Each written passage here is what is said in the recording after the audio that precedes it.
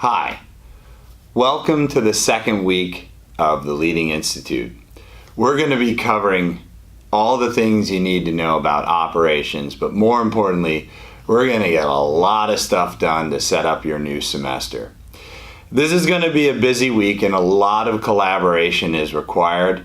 So the first thing that I recommend that you do is set up a meeting with your other local leaders to try and get together at least twice and preferably 3 times over the coming week to collaborate about the different things that you need to do. These meetings can be telephonic for 15 or 20 minutes, and hopefully you'll be able to cover in these calls everything that you need to go over. Because unlike the previous week on Vision, where you got to do work on your own, this week the team is going to really need to collaborate to get everything done. So let's go over what you're going to be covering. First and foremost, we're going to go into a market overview. What are some of the pros and cons of the market that you're operating in? What are some of the unique attributes of the market? Because we're going to shape the semester to some extent around the market. And then we're going to look at how you might recruit candidates in this market, different tools and tactics that the Founder Institute engages in to recruit and how they may be customized in your specific circumstances. After that, we get very, very tactical, right? The rest of the work for this coming week is all about getting things done.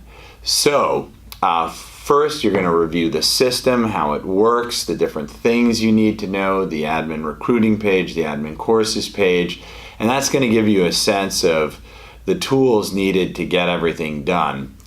After you go through an overview of the tools, it's starting to get practical really fast. Basically, calendar, venues, and manners.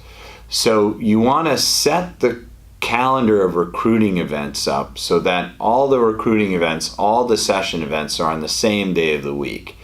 We're going to have done some work for you. We're going to have picked a convenient day of the week that we know works in your region.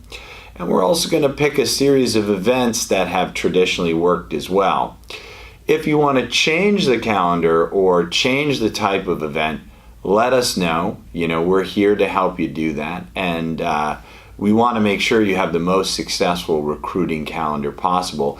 You also want to look out for holidays. While we do some research on the holidays, different cities, different regions celebrate holidays differently. So it's always best to know your market and apply some of that holiday logic to the calendar.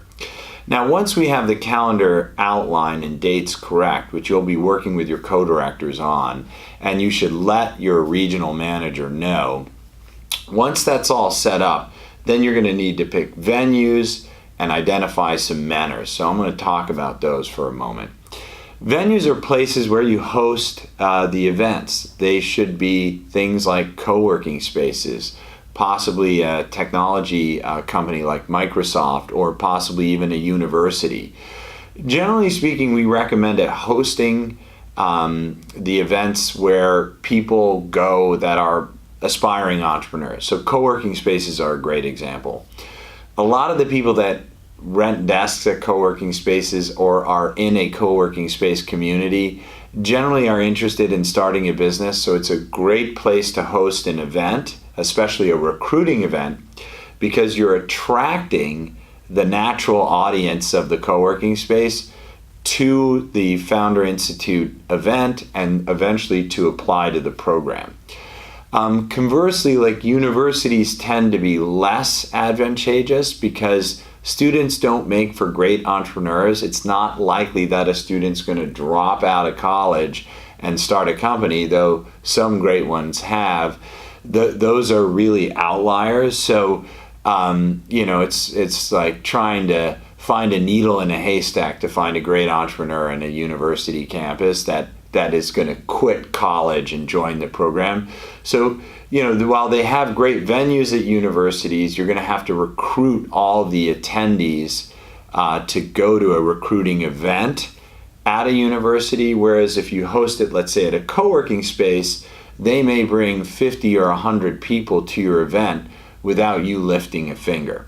So thinking about your venues and critically thinking about your venues to host at places where aspiring entrepreneurs are is going to be really helpful. Last but not least, you're going to start looking at mentors. Now, mentors are generally entrepreneurs that have had some success. So they don't need to have a lot of success.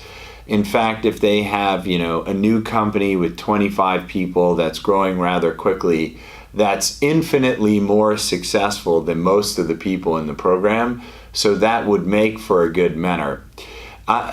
Mentors that are investors are less good than mentors that are founders. And mentors that run consulting companies are generally the lowest of the barrel. So just to give you a sense, an entrepreneur mentor with a fast-growing business will be rated between an 8 and a 9 out of 10 by the founders in the class. An investor that once was an entrepreneur will be rated usually a 7 or 8 out of 10. And someone who's doing some sort of consulting is generally rated between a 6 and a 7 out of 10. So that can give you a sense of the type of mentors that you want to get. Now, some of the mentors that you're going to get are also going to be speakers at your recruiting events. So the best way to get a lot of people attending your recruiting events is to host at a place where these aspiring entrepreneurs already are, and to get a great mentor or a speaker for that event as well.